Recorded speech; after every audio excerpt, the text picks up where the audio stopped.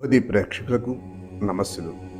ఒక ముస్లిం సోదరి హిందూ సమాజంపై సంధించిన 10 ప్రశ్నల ఆంగ్ల రచనకు స్వేచ్ఛానువాదం చేస్తూ హిందూ సమాజంలో ప్రత్యేకించి హిందూ మహిళలను కాస్త అంతర్ముఖులై పరిశీలించమని చెప్పి కోరుకుంటూ, దేశంలో ఎక్కడ ఏం జరిగినా ముస్లింల మీద విరుచుకుపడిపోతున్న ప్రస్తుత తరుణంలో ఆ ముస్లిం సోదరి సంధించిన ఈ ప్రశ్నలు మనకి చురకలు కాదు, చరుపులు.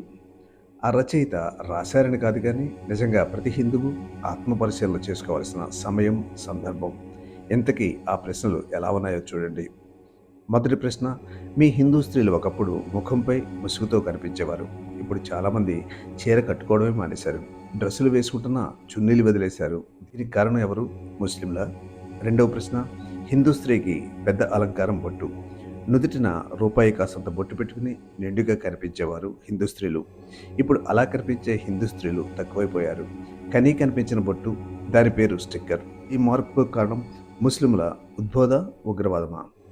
మూడవ ప్రశ్న: పెళ్లిళ్లలో సాంప్రదాయాలు ఎన్నిటికో తిరోధకాలిచ్చి పెళ్లికి ముందే అబ్బాయిని అమ్మాయిని ప్రీ వెడ్డింగ్ షూట్లంటూ తిప్పుతున్నారు.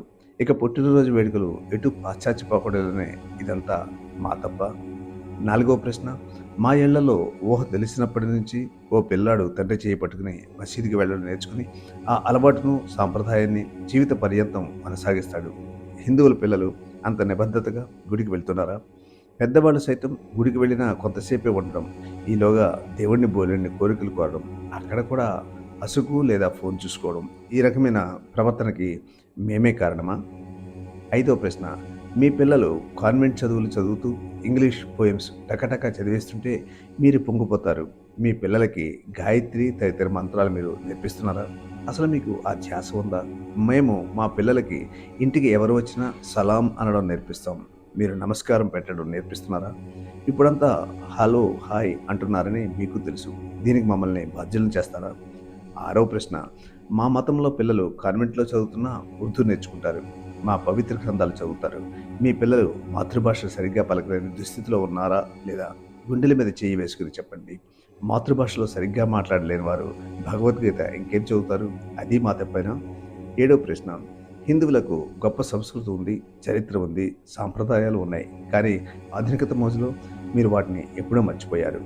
మూలాలను వదిలేస్తున్నారు. మేము అలా చేయలేదే. ఎనిమిదవ ప్రశ్న: ప్రతి మతానికి ఒక ముద్ర ఉంటుంది, గుర్తింపు ఉంటుంది. మీరు ఆ విషయంలో మీ మతస్థులని జాగృతం చేసే పరిస్థితిలో ఉన్నారా లేదా? 9: మీ మూలాల విషయంలో మీలో తలెత్తిన అభద్రతా భావానికి మేమే కారణమా? 10వ ప్రశ్న: మీలో చాలామంది హిందూ సమాజం మేలుకోవాలని చెప్పేవారే. అయితే మీలో ఎందరూ ఆ విషయంలో ముందు నిలబడి మార్గదర్శనం చేస్తున్నారు చెప్పండి. మీరు మీలాగే ఉంటారు, సమాజం మారాలని సందేశాలు ఇస్తారు. మీకు తోచదు, గురువులు చెప్తే వినరు. ఎవరిది బాధ్యత? ఇవన్నీ కూడా ఆలోచిస్తే మనకి గీతోపదేశంలా చేసిన ఆ ముస్లిం సోదరిని అభినందించక తప్పదు.